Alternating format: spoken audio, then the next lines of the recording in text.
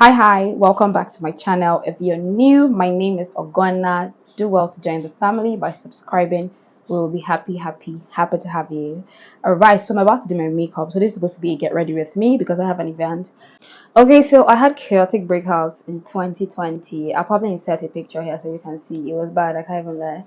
But before then, I had no business with skincare. Like literally, I would occasionally have like minor breakouts here and there, but it would clear out. So I didn't really care about skincare, to be honest. And in hindsight, I realized that I learned a lot from that phase of my life. So that's what I'm going to share in this video while I'm doing my makeup. So let's get on with it.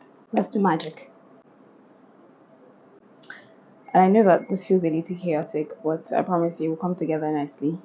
Okay, so the first thing that having acne taught me, which is pretty much the most obvious one, is skincare. I got into skincare. I started doing skincare. I had to get a basic skincare routine. I'm not just carrying my face like that anymore, like I used to in the past. So I had something that I was now doing. And I just want to quickly advise that before you get into anything major, it would be nice to actually consult a dermatologist, that you're not just self-medicating, you get. And just like they would always advise, and when I say they, I'm talking about dermatologists. I mean, and a lot of skincare enthusiasts, they'd always advise you that no matter what you're doing, you should always ensure that sunscreen is part of your routine. So it was in 2020 I started using sunscreen.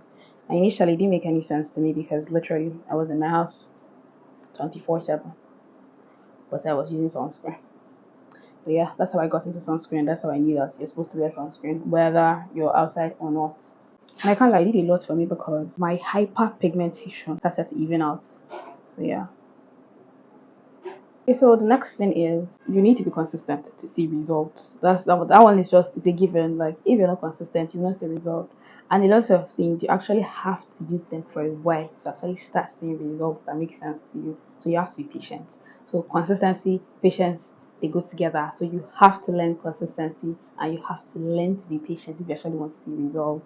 So that's really one thing else that I would say that I learned. I mean, it was quite annoying because in my mind I'm like, why is this so slow? So I had to learn to be consistent and learn to be patient. Consistency, using my stuff morning and night, ensure that I'm cleaning my face as I should. Yeah, so it's not just about what you're rubbing on your face, it's also about what are you putting on your face or where is your face coming in contact with. So this one basically has to do with pillowcases, your bed sheets, your hands, other people's hands. Sometimes I say, don't touch my face, or I'll say, have you washed your hand? It was a lot because it was something that I had to be conscious about because the dermatologist was like, sometimes you're washing your face, but by the time you finish washing your face, you've done things with your hands. Other people have done things with their hands. They put their hands on surfaces, and then you touch your face. So you're transferring bacteria to your face, or they touch your face and they're transferring bacteria from all the surfaces that they have touched, including phones that people were not wiping and things like that. So I was very conscious about it. If someone just tries to touch my face, I'll literally withdraw. Like, have you washed your hand? Don't put your hand on my face. I don't know. In the beginning, I guess I found it very annoying, but eventually, everybody just got into it. Everybody got used to it, and it even became a joke in my house. But that was that.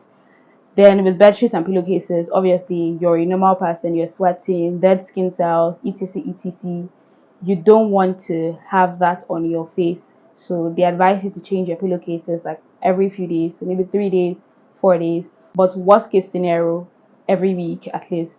So I was changing my pillowcases twice a week. So I think that was a good thing to start, and I feel like I noticed a lot of difference after that. It's like my face always felt fresh in the morning, and things like that. So it really helped. Okay, so just a little setting spray to ensure that everything balances out before I apply setting powder. I just need to be sure that everything looks okay. Alright, next one is that it made me start paying attention to the things I was consuming and how my body was reacting to it. So basically the food I was eating, and then the amount of water I was consuming as well. I also was paying attention to, sleeping well, ensuring I'm not stressed, things like that. But I mean, I couldn't possibly have been stressed because I mean, it was lockdown. We weren't really doing much. Yeah, so say for instance, I wake up and I have maybe new breakouts or something. I'm already thinking, oh, what did I eat last night? What did I eat yesterday? was there something I consumed like maybe too much of, etc. But yes, I started paying a lot of attention to what I was eating, the amount of water I was consuming, how I was sleeping, things like that. Because all those things matter, to be honest. A lot of the time, a lot of things are not just external, they have more in-depth causes and things like that. So I had to start paying extra attention, sure. That's just the point. Okay, so the next thing I would say that I had to consider, I wasn't paying attention to it in the beginning, to be honest, but I think one of my siblings had asked me a question one time, and then that's when I had thought about it, really. The question was basically, this thing that's happening to you, hope it's not affecting your mental health. That's the question. And in a way, I thought, I haven't really thought about that. But then it now made me think about it. Like, it wasn't really. I don't know. I think maybe because I'm generally, how do I put it now? Sometimes when things are happening that are not nice, I try to like stay afloat it. I'm not trying to get drawn into it, and because I'm not trying to get drawn into it, I would just ensure that I'm not thinking too much about it. I'm only trying to maybe stress about the things I can do. Like, say, for instance, when I got into skincare, I was making sure that I was doing the skincare as I had been advised to. So instead of just maybe looking at my face every day and feeling sad, I was just ensuring that, okay, in the morning I've done what I'm supposed to do, in the evening I've done what I'm supposed to do, and I was leaving the rest. Like, literally, that's what I was doing. So when that question had come to me, I mean, it made me think, because I was like, okay, I don't really think I was considering this, but am I? And I'm like, no, I don't think that my mental health is affected. I mean, there's also the fact that I was in my house. I didn't have to go out. You get, so I was in my house majority of the time. So it's like, it's me and you people in this house now. Nothing concerns me. So just maybe if I had to maybe interact more with outside people, maybe I might have felt some type of way. I mean, I would never really. In fact, I guess that could have been a possibility, because like people who are family, people who are close to you, I don't know. There's a way that certain things that they do and say, you take them lightly.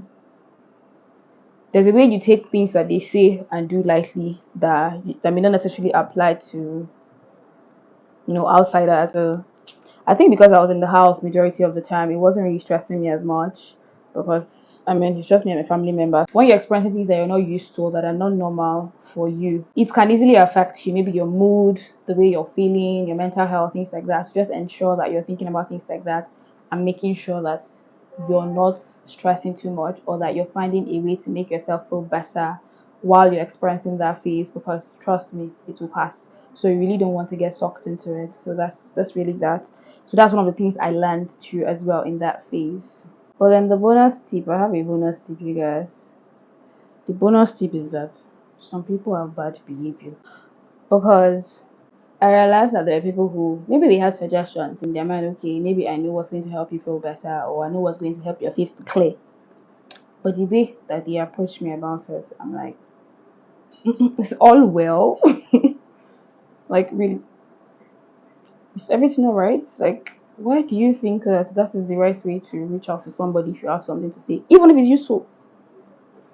But yeah, so it just made me realize that, because people feel like it's us, we're together now, we've known you since, and things like that. So they feel like when you're going through something, they can always drop their 2 cents. And I guess it's because they're trying to be helpful. Maybe they feel like they know something that could be useful. But it's just the way they say it. Even if you have something useful to say to someone, just don't say it anyhow. You get, like, consider your manner of approach, because people are going through their own, like, people are going through their things. So you don't know what it could possibly be. If you're more reasonable about how you're approaching someone, it makes a lot of things easier. Like, yes, they're more open to listening to you, and like I said, I wasn't open to listening to a lot of people, because I just felt like, what? You better retrace your steps, because that doesn't make any sense. Manner of approach really matters. So yeah.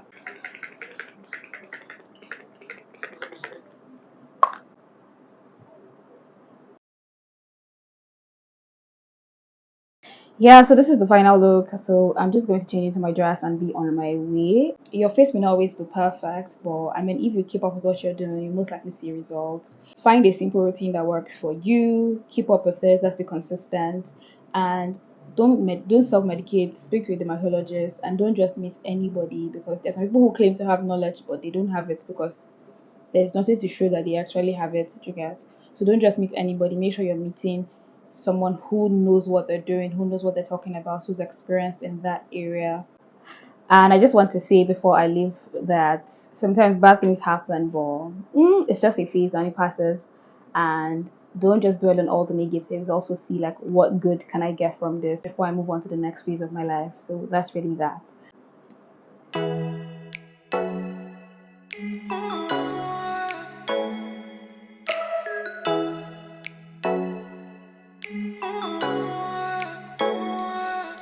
Steady through 90, steady through this.